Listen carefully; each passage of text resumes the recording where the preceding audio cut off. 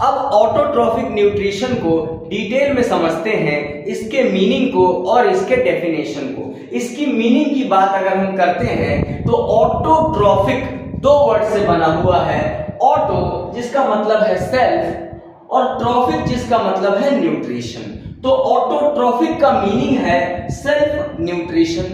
इसके डेफिनेशन को देखें तो क्या है कि the process by which living organisms prepare their own food is known as autotrophic nutrition. मतलब ये लिविंग ऑर्गेनिज्म, जो लिविंग ऑर्गेनिज्म अपना खाना खुद प्रिपेयर कर रहे हैं, जिस प्रोसेस से, उस प्रोसेस को हम लोग ऑटोट्रॉफिक न्यूट्रिशन कहेंगे। अब उसके बाद है ऑटोट्रॉफ्स। तो the organism which can prepare their own food is known as autotrophs. मतलब वो ऑर्गेनिजम्स जो अपना खाना खुद प्रिपेयर कर रहे हैं, उन ऑर्गेनिजम्स को हम ऑटोट्रॉफ कहेंगे। और जिस प्रोसेस से वो अपना खाना बना रहे हैं, उस प्रोसेस को ऑटोट्रॉफिक न्यूट्रिशन कहेंगे। तो जब ये ऑटोट्रॉफ, ऐसे कौन से लिविंग ऑर्गेनिज्म हैं जो ऑटोट्रॉफ है? तो ऑटोट्रॉफिक ऑर्गेनिजम्स हैं all green plants and some bacteria. मतलब जितने भी ग्रीन प्लांट्स हैं इस दुनिया में, वो सब ऑटोट्रॉफ्स हैं। और बैक्टीरिया के कैटेगरी में सम मतलब कुछ बैक्टीरिया भी इसमें शामिल हैं। ये दोनों अपना खाना खुद बना लेते हैं, इसीलिए इन्हें ऑटोट्रॉफिक ऑर्गेनिज्म कहा जाता है या ऑटोट्रॉफ कहा जाता है। अब ये चीज देख लो कि all green plants and some bacteria use a method for preparing food called photosynthesis। ये सभी ग्रीन प्लांट्स और कुछ बैक्टीरिया एक मेथड का इस्तेमाल करते हैं अपना खाना बनाने के लिए, और उस मेथड को फोटोसिंथेसिस कहा जाता है। कितना कमाल का वो मेथड होगा। क्या आप लोग के अंदर वो इच्छा नहीं हो रही जानने की कि भैया ऐसा कौन सा वो मेथड है, वो तरीका है जिससे ये लोग अपना खाना खुद बना लेते हैं? हम तो अपना खाना खुद नहीं बना पाते हैं, ये अपने बॉडी में खाना कैसे बना लेते हैं? तो अब उसी मेथड को हम लोग डिटेल में जानेंगे, जिस मेथड का नाम है फोटोसिंथेसिस। तो चलो बच्चों, अब इसको डिटेल में हम लोग कर लेते हैं। और ये सारा जो नोट्स है, ये वाला नोट डाउन कर लो तुम्हारे नोटबुक में। और जब भी तुम, जैसे मैं पहले भी कहा था कि जब भी तुम पढ़ने बैठो एनसीईआरटी का टेक्स्ट बुक, तो इसको सामने रखो, सारा चीज समझ में आ जाएगा। चलो आगे बढ़ते हैं फोटोसिंथेसिस के लिए। अब फोटोसिंथेसिस मेथड के मीनिंग और डेफिनेशन को भी हम जान लेते हैं। फोटोसिंथेसिस ये भी दो वर्ड से बना हुआ है, फोटो और सिंथेसिस। फोटो का मतलब होता है लाइट और सिंथेसिस का मतलब होता है प्रिपरेशन या मेकिंग। तो यहाँ एक सवाल आता है बच्चों कि अगर लाइट होता है फोटो का मतलब, तो इसे लाइट सिंथेसिस क्यों नहीं कहते? क्योंकि लाइट जो है वो जनरल टर्म है इंग्लिश का, और फोटो जो है वो फिजिक्स का टर्म है, मतलब साइंटिफिक वर्ड है। तो लाइट का जो साइंटिफिक वर्ड है वो है फोटो। अब फोटो क्यों है?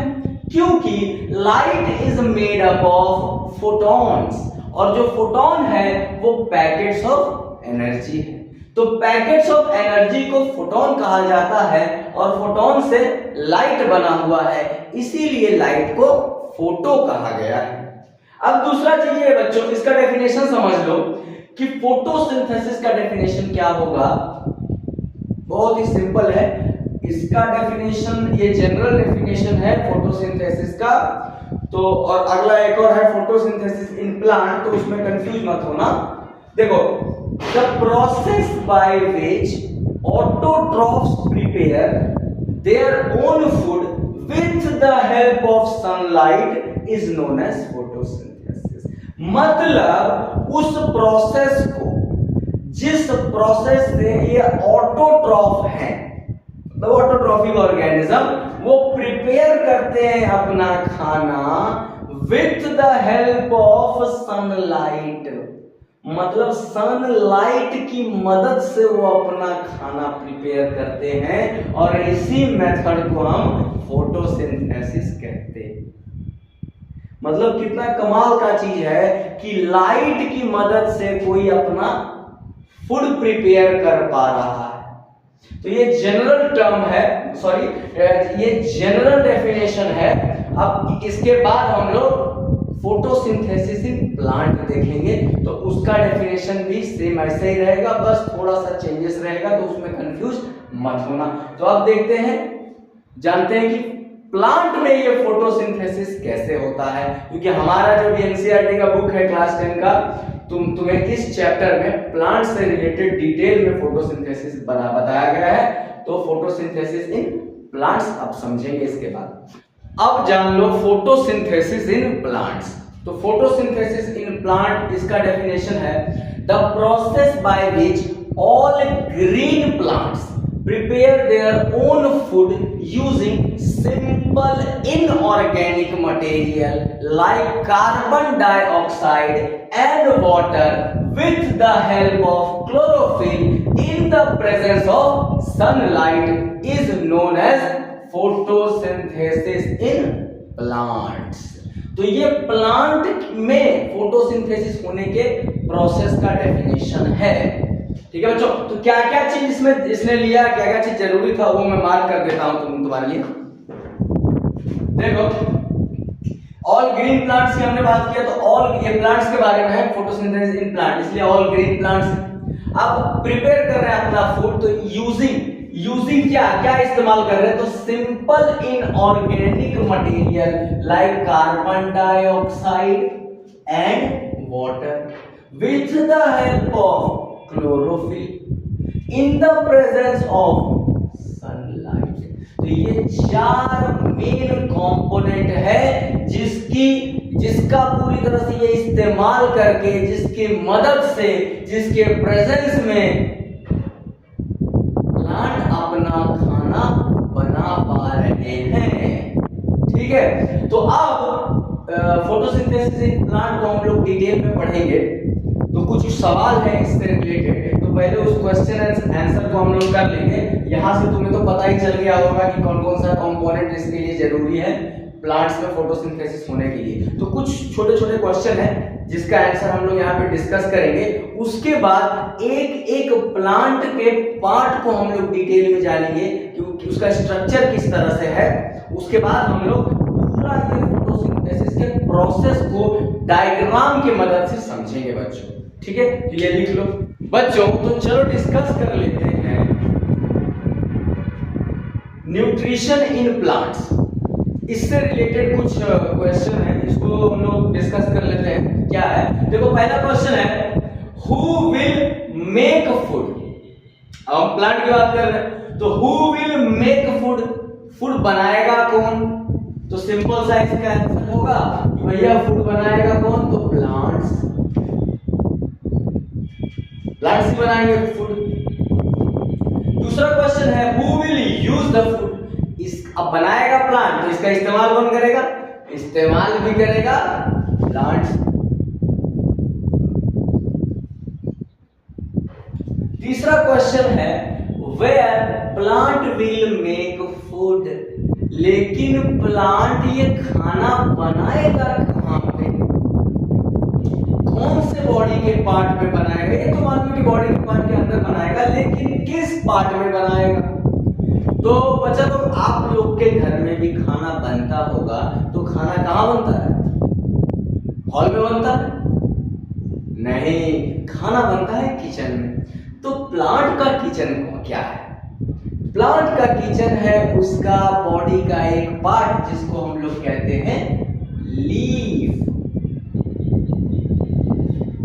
लीफ ही उसका किचन है। प्लांट का किचन उसका लीफ होता है। तो खाना कहां बनाएगा? तो अपने प्लांट अपने लीफ में बनाएगा। What is the food of the plant? अरे लेकिन खाना बनाएगा किचन में और उसका किचन है लीफ है, तो ठीक है, लेकिन खाना क्या बनाएगा? ये जान लो कि वो खाना क्या बनाएगा। हम और आप क्या बनाते हैं? दाल चावल, ये सब्जी वो सब्जी, बहुत सारे डिशेस है जो हम लोग प्रिपेयर करते हैं। तो ये क्वेश्चन क्लियर रहता तो क्या बनाना है। ठीक है, तो ये क्या बनाएगा? प्लांट क्या बनाएगा? प्लांट बनाएगा ग्लूकोज। क्या बनाएगा? ग्लूकोज, इसका खाना है ग्लूकोज, प्लांट का खाना है ग्लूकोज। अच्छा ठीक है भैया, ग्लूकोज तो बनाएगा, लेकिन what are the requirements of plant to make food? उसका कोई ना कोई रिक्वायरमेंट तो होगा, क्या क्या किन चीजों की जरूरत है उसे खाना बनाने की?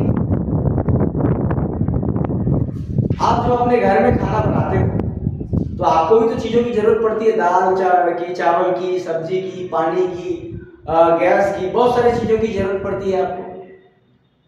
तो इसको क्या क्या चीज की जरूरत है?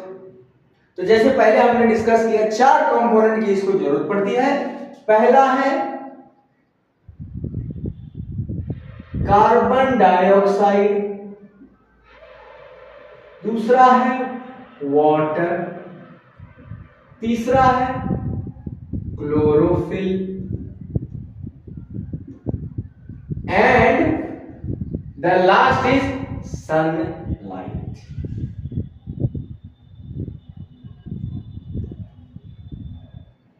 तो ये 4 चीजों की जरूरत पड़ेगी, ये इसका रिक्वायरमेंट है, carbon dioxide, water, chlorophyll and sunlight. ये 4 चीज इनको अगर मिलेगा तो ये लोग ग्लूकोज आराम से बना लेंगे अपने पत्तों में, ठीक है। उसके बाद का क्वेश्चन है कि what is the method used by plants to make food? अब ये किस मेथड से अपना खाना बनाएंगे, वो मेथड क्या है? तो हम जानते हैं बच्चों, हमने डिस्कस किया है पहले भी कि इसका जो मेथड है उस मेथड को हम लोग कहते हैं फोटोसिंथेसिस।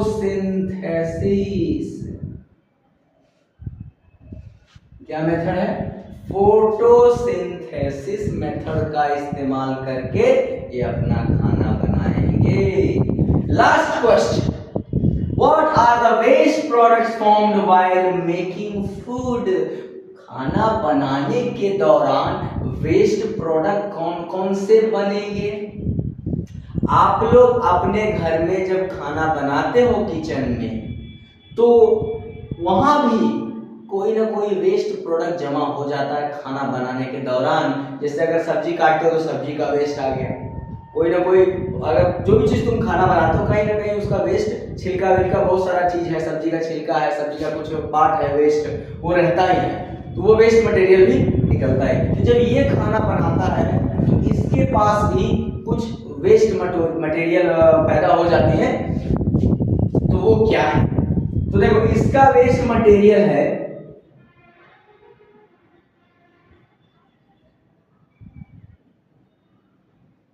ऑक्सीजन एंड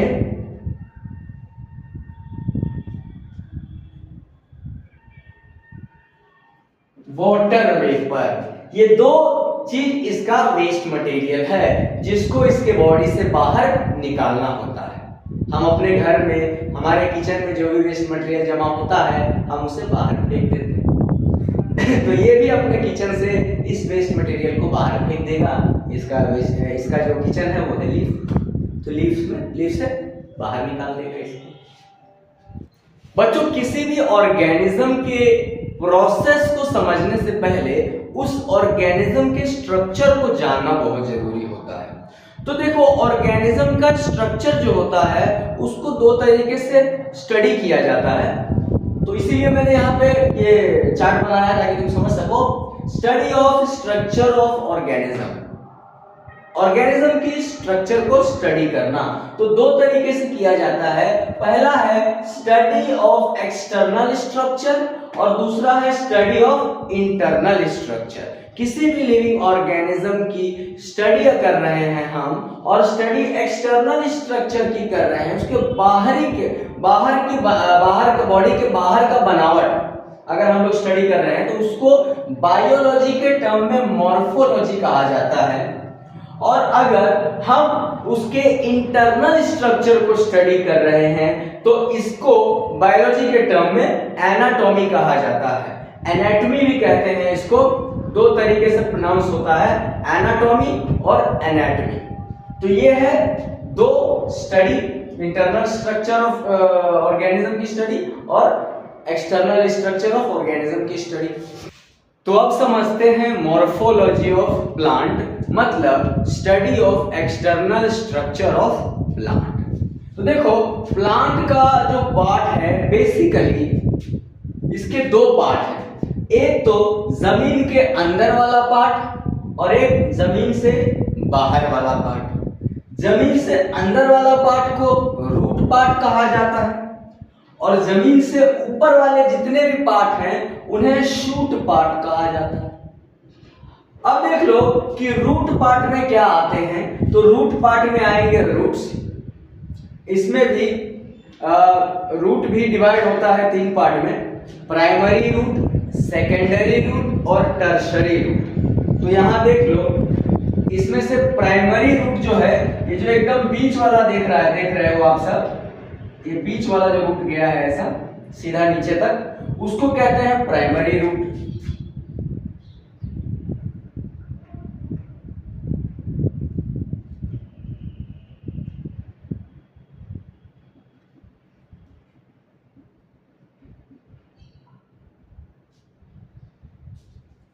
अब ये बीच वाले से लग के जो बहुत सारे यहाँ पे रूट निकले हुए हैं उसको कहेंगे सेकेंडरी रूट, जैसे ये वाला हो गया।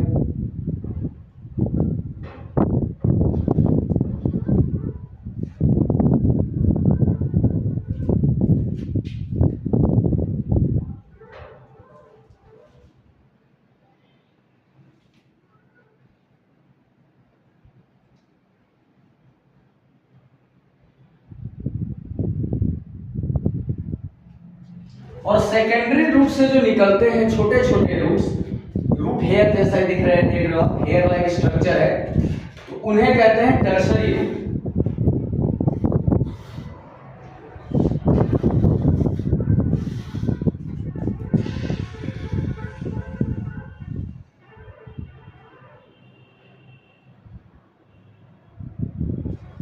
तो रूट पार्ट में तीन पार्ट होते हैं, प्राइमरी रूट जो ये बीच वाला है, सेकेंडरी रूट जो इससे एक्सटेंशन हुआ है, और टर्शरी रूट जो सेकेंडरी रूट का एक्सटेंशन। ठीक, अब शूट पार्ट में देख लेते हैं। शूट पार्ट में सबसे पहला आता है स्टेम। स्टेम के बाद आप देख सकते हो ये ब्रांचेस, स्टेम से ब्रांचेस निकलते हैं और ब्रांचेस में होंगे लीफ। लीफ के बाद आप देख सकते हो फ्लावर एक पार्ट है, उसके बाद फ्रूट एक पार्ट है। ठीक है, तो कितने पार्ट हो गए शूट पार्ट में? Stem, leaf, flower and fruit. अच्छा, हमारा तो मेन टॉपिक क्या है? फोटोसिंथेसिस का है, फूड प्रिपरेशन का। तो हमारा फोकस रहेगा लीफ पे, क्योंकि लीफ है किचन ऑफ प्लांट। तो आगे हम लोग इसकी मॉर्फोलॉजी भी करेंगे और एनाटॉमी भी देखेंगे उसका। तो दोनों स्ट्रक्चर इसका जानने वाले हैं इसके बाद, कि लीफ की मॉर्फोलॉजी और लीफ का एनाटॉमी, मतलब एक्सटर्नल स्ट्रक्चर ऑफ लीफ भी जानेंगे और इंटरनल स्ट्रक्चर ऑफ लीफ भी समझेंगे। ठीक है, एक इंपॉर्टेंट बात जान लो मेरे प्यारे बच्चों की, बायोलॉजी की स्टडी जब आप करते हो तो इसमें डायग्राम बहुत सारा बनाना होता है। ये सारा खेला डायग्राम का ही है। बायो मतलब भर भर के डायग्राम होंगे।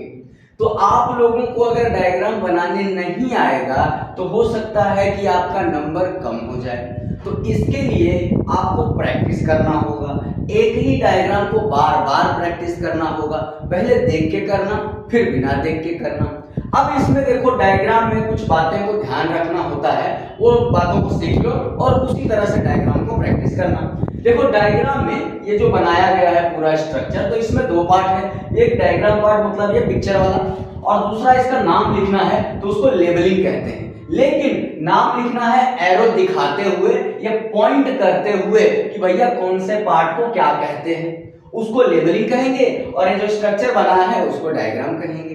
तो देखो लेबलिंग जब भी तुम करते हो डायग्राम को, उस टाइम में आपको ये एरो का इस्तेमाल करना है।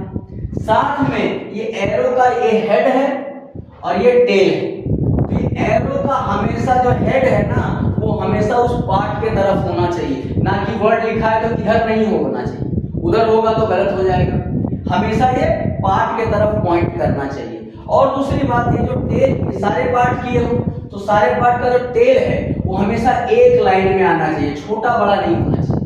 भैया हेड पार्ट आगे पीछे होगा चलेगा, लेकिन टेल पार्ट एक ही लाइन में आना चाहिए। उससे क्या होता है, ये सारा इंफॉर्मेशन क्लियर दिखता है, एक लाइन में सिस्टमैटिक दिखता है। तो एग्जामिनर भी अगर इसको देखेगा तो फट से उसको समझ जाएगा कि भैया कौन कौन सा पार्ट को ये बताना चाह रहा है, तो फट से उसको आपको नंबर मिल जाएगा और अच्छा मिल जाएगा, क्योंकि ये बहुत सिस्टमैटिकली अरेंज किया हुआ है। तो इस तरीके से रिप्रेजेंट करने में आपको नंबर भी ज्यादा मिलते हैं। ठीक है, और दूसरी चीज कि अभी हम लीफ के बारे में जानेंगे, डिटेल में अपना करना है लीफ को, इसका भी मॉर्फोलॉजी और इसका भी एनाटॉमी करना है। तो ये आदत डालो इन सारी चीजों को अच्छे से बनाने में, डायग्राम को बनाने के लिए और लेबलिंग करने के लिए। तो अब जानते हैं मॉर्फोलॉजी ऑफ लीफ, मतलब study of external structure of leaf. तो देखो बच्चों, लीफ कहां पे होता है, ट्री में स्टेम होता है, और स्टेम का एक्सटेंशन जो होता है उसको ब्रांचेस कहते हैं, और ब्रांचेस में लगे हुए होते हैं ये लीफ। ठीक है, तो यहाँ पे इस तरह से होते हैं, मैंने यहाँ पे इस तरह से बनाया है। ठीक है, तो समझ लेना। अब देखो, लीफ का बेसिकली दो पार्ट होता है, ये तो यहाँ पे अटैच है ब्रांच से, तो जो अटैच है ब्रांच से, और देखो ये पतला सा डंडी जैसा गया है, उस पार्ट को यहां से लेके यहां के पार्ट को पिटियोल कहते हैं, और दूसरा है जो यहां से लेके यहां तक है, ये फ्लैट पार्ट है, पूरा चपटा रहता है, इसे लेमिना कहते हैं, या नॉर्मली इसे लीफ ब्लेड भी कहा जाता है, लेकिन ओरिजिनल नाम इसका लेमिना है। तो देखो बेसिकली दो पार्ट हो गया, यहां से यहां तक पिटियोल और यहां से यहां तक लेमिना। ठीक है, तो जो पिटियोल होता है इसको कभी कभी हम लोग स्टेम ऑफ लीफ भी कहते हैं, और ये लीफ को पूरा यही सपोर्ट करता है, अटैच भी यही रहता है ब्रांच से और सपोर्ट भी यही करता है, इसके लिए इसको स्टेम ऑफ लीफ भी कहा जाता है। और ये सिलेंड्रिकल होता है, पतला होता है और सिलेंड्रिकल शेप का होता है। चलो अब हम लोग लेमिना का जो कुछ पार्ट्स है उसको समझ लेते हैं। लेमिना को अगर देखोगे तो यहां से जो पूरा बाहर का पार्ट है, यहां से लेके इधर और इधर से लेके इधर, ये चारों ओर का बाहर का जो पार्ट है उसको हम लोग लीफ मार्जिन कहते हैं, और सबसे टॉप जो है उसको एपेक्स कहते हैं। अब उसके अंदर अगर आ जाए तो देखो यहां से बीच से यही पिटियोल अंदर एक्सटेंड हुआ है, तो ये जो बीच से गया हुआ है यहां से लेके यहां तक, उसको मिड रिब कहा जाता है। और इस मिड रिब से जो एक्सटेंशन निकला है, ये छोटे छोटे उसको वेन कहते हैं। तो ये है सारे लीफ के छोटे छोटे पार्ट्स।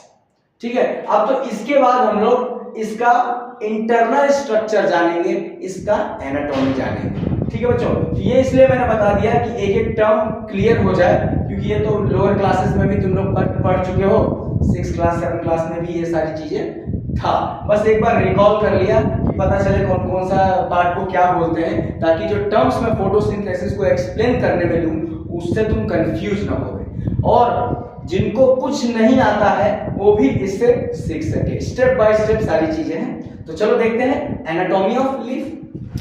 बच्चों अब समझते हैं एनाटॉमी ऑफ लीफ, जिसका आप सबको बहुत देर से इंतजार था।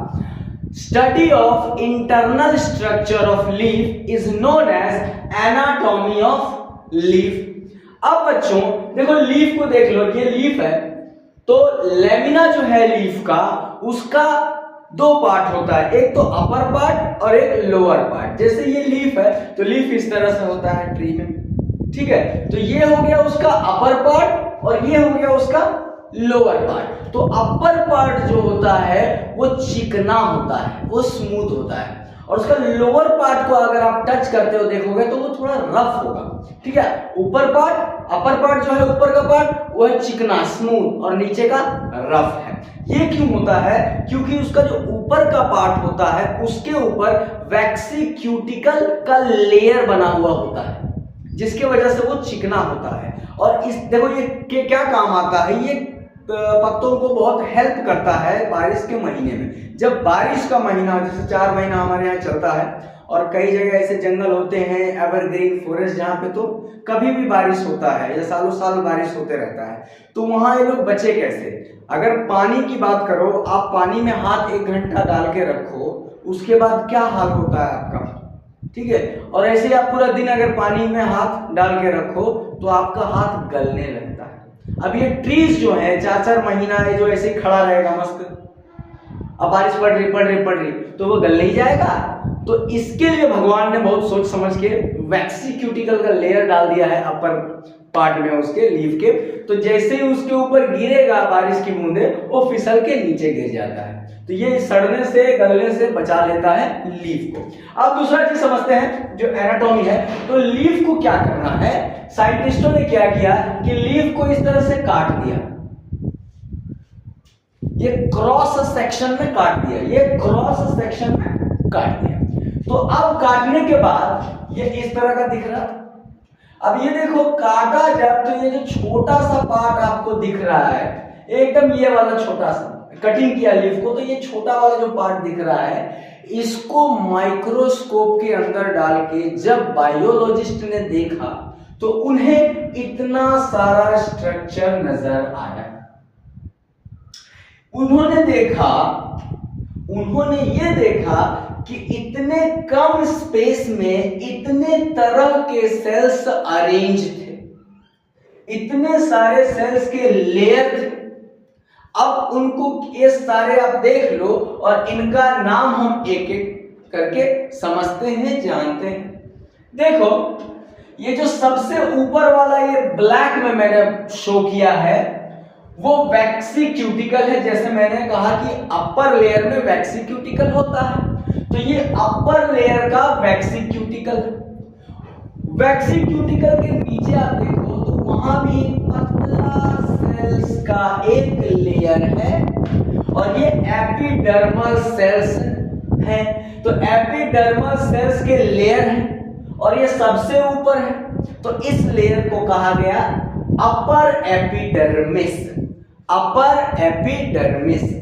उसके बाद आप देखोगे नीचे तो ये थोड़ा लंबे लंबे सेल्स हैं और ये बहुत ही टाइटली पैक्ड है, अरेंज्ड जो है। यहाँ तो थोड़ा सा मैंने स्पेस दे दिया है लेकिन वो इस तरह से सब टाइटली पैक्ड है, अरेंज्ड है।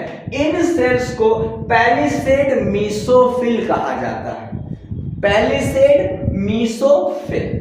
उसके बाद ये इररेगुलर शेप का सेल्स है।